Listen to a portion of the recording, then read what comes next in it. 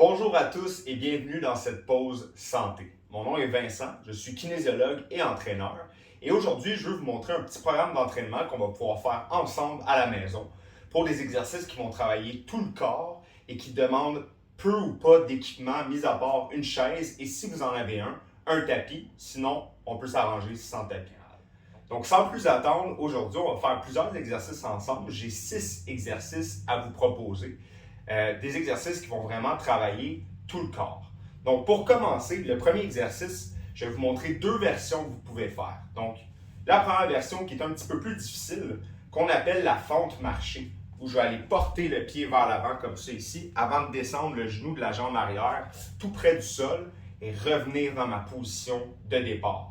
Deuxième version pour l'exercice, une version qui est peut-être un petit peu moins difficile, va être exactement le même principe. Par contre, je vais tout simplement descendre et remonter sans ramener mon pied vers l'arrière. Donc, on va commencer dès maintenant pour 15 répétitions du premier côté. Au besoin, vous pouvez vous mettre proche d'une structure ou d'un mur pour vous aider à reprendre votre équilibre si jamais vous sentez que vous perdez légèrement l'équilibre. Donc, c'est parti avec les pieds largeur des hanches. Je vais venir comme ça ici, descendre tout près du sol avant de remonter. Et on remarquera que mon mouvement est relativement lent et contrôlé. Donc, ce n'est pas nécessaire d'aller trop vite. Puis aussi, vous laissez la chance de reprendre l'équilibre si jamais vous avez des petits déséquilibres. Donc, ça, c'est 5, 6, 7, 8, 9, 10, 11 en gardant le contrôle toujours. Puis vous pouvez faire contact au sol avec le genou arrière, tant aussi longtemps que vous ne le déposez pas au sol. Et maintenant, une dernière répétition du côté droit. On peut prendre un 10 à 15 secondes avant de passer à l'autre jambe, puisqu'il y a quand même déjà une certaine fatigue accumulée, puis que c'est beaucoup de répétitions. Donc on va tranquillement s'installer comme ça ici, avant de descendre encore une fois lentement, tout en contrôle. On garde le dos bien droit. Assurez-vous que le talon du pied avant reste bien en contact avec le sol. 6, 7. Et le genou reste bien aligné avec la hanche. Donc on ne vient pas trop centrer le genou. Pour encore 5 répétitions. 12, 13, 14, et voilà pour la 15e. Excellent. Donc, on va prendre environ 30 secondes à 1 minute de pause avant de passer au prochain exercice. Donc, cet exercice-ci, qu'on vient tout juste de faire, évidemment, va travailler beaucoup les quadriceps, les fessiers. Mais pour ça, c'est important que la distance entre les pieds soit adéquate. Donc, on ne veut pas avoir les pieds trop rapprochés. Autrement, quand vous allez descendre, ça va vous forcer à remonter le talon. On ne veut pas être trop loin non plus, parce qu'on veut garder un alignement avantageux au niveau du genou par rapport aux hanches. Donc, prenons encore quelques secondes de repos avant que je vous montre notre deuxième exercice qui va travailler ultimement les mêmes groupes musculaires que l'exercice qu'on vient tout juste de faire.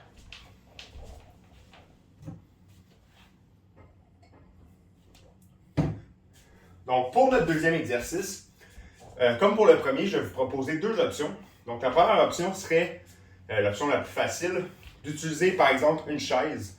Dans mon cas ici, j'ai un banc. Donc, c'est de venir se positionner devant le banc et venir tranquillement descendre, faire un squat comme ça ici, faire contact avec le banc avant de remonter. Puis évidemment, la version un petit peu plus difficile, donc sans support du banc, on va être tout simplement debout.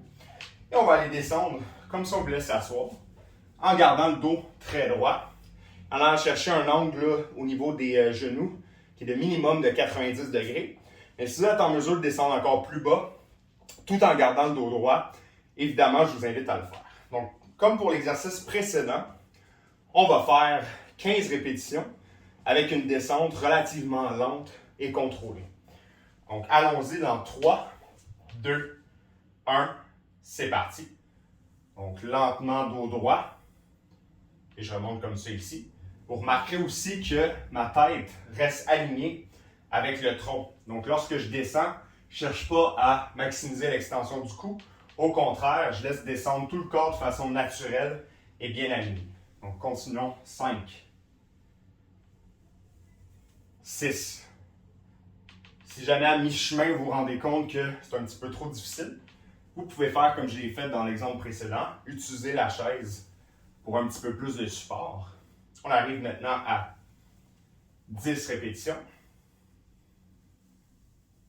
11. 12. 13. 14. Et 15. On va prendre une petite pause avant de le refaire une deuxième fois. Cette fois-ci, je vais le faire dans un angle face à vous pour vous montrer quelques autres petits points techniques. Donc, on remarquera que mes pieds sont relativement larges. De la largeur hanche jusqu'à épaule, c'est correct. Si jamais vous sentez que vos pieds ont tendance à faire une petite rotation externe, il n'y a pas de problème non plus.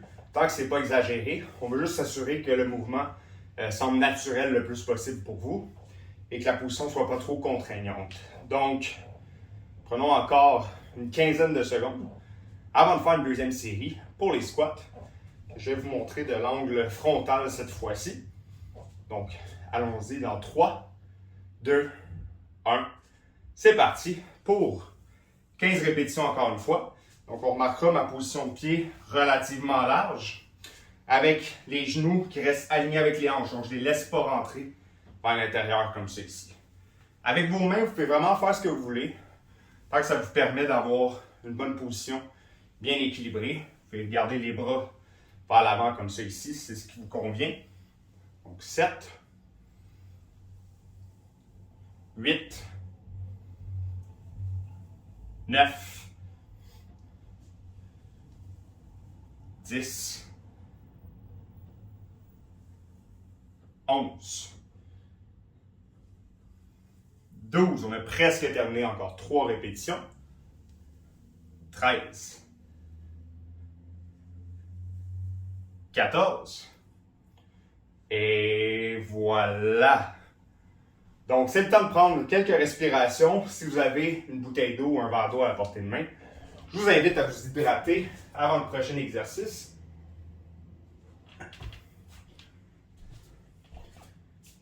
Et là, pour les 2 premiers exercices, on a mis beaucoup d'emphase sur la partie avant de la jambe et les fessiers. Cette fois-ci, on va s'attaquer au groupe musculaire ici, les ischio-jambiers, qui sont souvent laissés pour compte dans des programmes d'entraînement. Donc, nous, on va s'assurer de bien travailler ces grosses masses musculaires. Donc, si vous avez un tapis, c'est le moment de le prendre. Si vous n'en avez pas, c'est pas plus grave. Vous pouvez peut-être mettre une serviette au sol, juste pour vous assurer d'être relativement confortable. Donc, par la suite, je viens me coucher sur le dos comme ça ici. Et je viens m'appuyer sur mes talons. Donc, ainsi, on peut vraiment s'assurer d'avoir une meilleure activation de la chaîne postérieure, du derrière des cuisses. Et par la suite, tout simplement, on va pousser les talons au sol afin de faire monter les hanches comme ça ici, jusqu'à faire une belle ligne droite avant de redescendre et faire un léger contact au sol. Donc, on pousse avec les talons, on barre les hanches et on redescend au sol. Si jamais l'exercice est trop facile pour vous, vous avez également une option qui est un petit peu plus difficile à une jambe, comme ça ici. Donc, je dégage l'une des jambes et le principe reste le même, quoique beaucoup plus difficile. Mais barrer la hanche comme ça ici, redescendre. Pour le nombre de répétitions prescrites, avant évidemment de changer de jambe et faire la même chose pour l'autre côté. Donc, allons-y dans 3, 2, 1 pour 15 répétitions. Donc, je pousse avec les talons. Je vais barrer les hanches. Contact au sol. Donc, encore une fois, mouvement relativement lent et contrôlé. Si vous avez choisi de faire l'exercice à une jambe seulement, évidemment, vous devrez faire les 2 jambes pour le total de 15 répétitions. Donc, on est à 6, 7, 8, 9, 10, 11, 12, 13, 14. Et voilà ici. Excellent. Donc, je vais laisser encore environ une trentaine de secondes pour ceux qui auront choisi de le faire à une jambe avant de passer au prochain exercice. Pour ceux qui ont fait l'exercice à deux jambes, encore une fois, ce serait le bon moment pour prendre quelques grandes respirations et une gorgée d'eau. Et par la suite, on passera à un exercice qui est plus axé vers le haut du corps. Les extensions de coude qui sont communément appelées les push-ups. Donc, donnons encore une quinzaine de secondes pour ceux qui ont choisi de le faire à une jambe. Et par la suite, pour les push-ups ou les extensions de coude, je vais vous proposer encore une fois deux options. Donc, une option un petit peu plus difficile et une option un petit peu plus facile. Donc, pour l'option un peu plus facile, vous aurez besoin d'une surface telle une chaise, un comptoir, une table, tant aussi longtemps que c'est solide et que ça peut supporter le poids de votre propre corps. Donc, pour les push-ups ou les extensions de coude, voici les deux versions. Donc, la première qui est un petit peu plus difficile, je vais m'appuyer sur les genoux comme ça ici. Je vais venir mettre mes mains au sol. On voit là, environ largeur des épaules. C'est un petit peu plus large. Je vais garder le dos bien droit et je vais descendre comme ça ici, sans trop pointer les coudes vers l'extérieur. Je passe tout près du sol et je me pousse vers le haut. Donc, de côté, ça ressemble à ça ici. Le dos reste droit. Je descends près du sol avant de remonter comme ça ici. Si vous décidez d'utiliser la version un petit peu plus facile, à l'aide du banc, je vais venir mettre mes mains comme ça ici, sur la chaise, sur le banc, peu importe, et je vais venir porter la poitrine vers le banc avant de remonter avec la même position des mains, la même largeur. Donc, on va s'installer pour 15 répétitions. Encore une fois, 15 répétitions relativement lentes et contrôlées. Et on va faire deux séries cette fois-ci. Donc, allons-y dans 3, 2, 1, c'est parti. Lentement, avant de remonter. 1, 2, 3, 4, 5, 6, 7. Donc, on s'assure de passer tout près du sol. Gardez les abdominaux bien engagés pour faire sûr que le dos reste le plus droit possible. Encore 5 répétitions.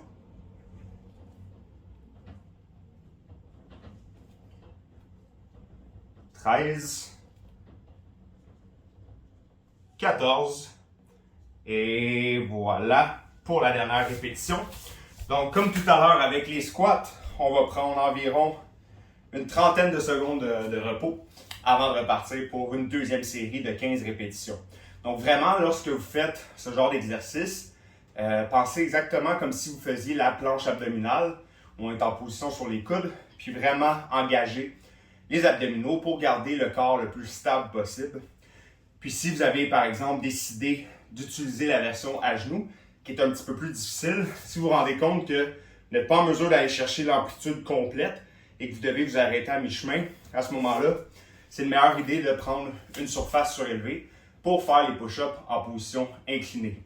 Évidemment, plus la surface va être haute, plus ce sera facile. Donc si jamais vous avez pris une chaise par exemple, puis vous vous rendez compte que c'est encore un petit peu trop difficile, vous pourriez utiliser une table qui est généralement plus haute qu'une chaise. Donc, allons-y pour notre deuxième série de push-up. Comme tantôt, 15 répétitions en contrôle. C'est parti. Donc, lentement, je pousse. Amplitude complète avant de remonter. 3, 4, 5, 6, 7, on lâche pas. 8, 9, 10, 11, 12, 13, 14, dernière fois. Et 15. Excellent. Donc, c'est le temps de prendre encore une fois un repos avant de passer aux exercices abdominaux. Donc, on va commencer avec un crunch qu'on associe souvent au redressement assis. Par contre, le crunch, c'est moins d'amplitude que les redressements assis pour mettre un petit peu plus de tension au niveau abdominal. Donc, vous pouvez prendre une gorgée d'eau. Si vous aviez un tapis, il va être encore le temps de l'utiliser à nouveau. Puisqu'on va le faire au sol. Donc, la position de départ ressemble un peu à ce qu'on a fait plus tôt lorsqu'on travaillait les ischio-jambiers. Donc, je vais être couché sur le dos comme ça ici. Les pieds au sol, les genoux pliés. Et donc, généralement, un redressement assis, c'est qu'on va relever le tronc en entier. Mais par contre, lorsqu'on fait ça, il y a moins de tension au niveau abdominal. Donc, nous, ce qu'on va faire, c'est vraiment venir créer un enroulement. Je viens m'enrouler sur moi-même comme ça ici. Bien engager les abdominaux avant de retourner au sol. Donc, il s'agit vraiment de décoller les épaules du sol. Puis pour vous assurer un maximum de contrôle et de tension au niveau abdominal, on va même prendre une petite pause en haut où on va serrer le ventre le plus fort possible. Donc, c'est parti pour 15 répétitions dans 3, 2, 1. Donc, je redresse, je m'enroule et je serre avant de redescendre. Lorsqu'on est en haut du mouvement, pendant la pause, on ne se contente pas juste d'être arrêté, mais on veut bien serrer les abdominaux le plus fort possible. Un peu comme avec les squats plus tôt, vous pouvez vraiment faire ce qui est le plus confortable avec vos mains, tant aussi longtemps qu'elles ne sont pas en position pour vous aider, par exemple en poussant au niveau du sol. Donc on va faire encore 5 répétitions. 11. On serre, on serre, on serre. 13. 14. Et 15 répétitions. Prenons une pause de 30 secondes, puis par la suite, on va le refaire une deuxième fois. Si jamais vous voulez un petit défi supplémentaire, on peut faire une autre version des crunchs, qui est celle où les genoux sont à 90 degrés, mais qu'on garde les jambes en l'air ainsi. Puis je vais vraiment mettre mes bras comme ça ici, comme si je allais porter mes mains aux pieds. Évidemment, on ne se rendra pas jusque-là, mais ça permet quand même d'aller chercher un petit peu plus d'amplitude durant notre contraction abdominale. Donc, comme on le fait plus tôt, on va utiliser la petite pause en haut du mouvement pour bien contracter. Donc, c'est parti pour 15 répétitions. 1, 2, 3, 4. On n'oublie pas de bien respirer. Donc, généralement, on expire lors de la montée et on inspire lors de la descente. 7, 8, 9, 10. On lâche pas, on a presque terminé. 11, 12, 13, 14. Et voilà pour la dernière répétition. Excellent. Donc, il va nous rester un exercice, encore une fois, pour travailler les abdominaux. Donc, comme toujours, je laisse un petit repos, le temps de boire de l'eau. Laissez le temps aussi à nos abdominaux de récupérer du dernier exercice. Avant de faire la planche abdominale, que j'ai abordée un petit peu plus tôt lors des séries de push-up. Donc, la planche abdominale, ça va être vraiment de conserver une position pendant un laps de temps, une position sur les avant-bras, afin de créer de la stabilisation grâce aux abdominaux. Donc, encore une fois, vous aurez besoin d'un tapis si vous en avez un. Autrement, vous pouvez mettre juste une serviette sous les avant-bras, afin de vous assurer que ce soit bien confortable. Donc, comme toujours, j'ai deux versions à vous proposer. La première va être faite sur les genoux, comme ça ici. Et je vais venir porter les coudes directement sous les épaules, les avant-bras au sol. Et je vais conserver la position pendant 1 minute entière en gardant le tronc parallèle au sol. Pour la version un petit peu plus difficile, comme ça ici, sur les pieds, et le principe est le même, c'est de garder le dos droit pendant 1 minute sans laisser le corps redescendre. Donc, vous pouvez vous installer pour la version que vous avez choisie. On va se mettre en position. À mon signal, on va le faire pour 1 minute. Dans 3, 2, 1, c'est parti. Donc, sur les avant-bras, on garde le dos très droit. On ne laisse pas les hanches, les fessiers descendre vers le sol. Donc, on garde tout ça à la bonne hauteur. Et on conserve la position pendant 1 minute. Donc, malgré le fait que vos abdominaux sont bien engagés et qu'ils sont serrés, on s'assure de se permettre de bien respirer malgré tout. Donc, il ne faut pas empêcher sa respiration. On arrive à la moitié. Donc, on ne lâche pas, on ne lâche pas, on ne lâche pas. Encore 20 secondes. Garde les abdos très serrés. On ne laisse surtout pas le dos s'affaisser. Encore 5, 4, 3, 2, 1. Vous pourrez relâcher la position pour environ 30 secondes avant de faire notre deuxième et dernière série pour le dernier exercice. Donc, on a presque terminé. Cette fois-ci, je vais faire la version sur les pieds. Vous allez pouvoir voir de côté exactement ce que ça donne au niveau du positionnement du tronc. Donc, allons-y pour la deuxième planche abdominale. Vous pouvez changer de version aussi si jamais vous avez fait celle sur les pieds et que vous voulez passer aux genoux parce que vous êtes trop fatigué. Il n'y a vraiment aucun problème. On va passer à la deuxième planche dans 10 secondes. 5, 4, 3, 2, 1. C'est parti pour 1 minute. Dans mon cas, cette fois-ci sur les pieds. Regardez le tronc, on s'assure qu'il reste vraiment droit. Donc, je ne laisse pas le dos s'affaisser comme c'est ici. Je garde les hanches bien hautes. Et je serre les abdominaux sans m'empêcher de respirer.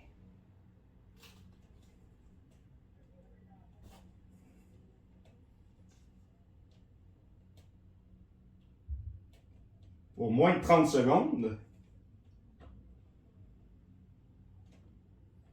On tient bon, lâchez pas. Au besoin, vous pouvez passer à l'autre version.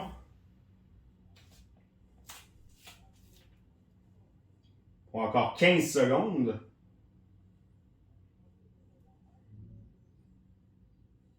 « 10 secondes.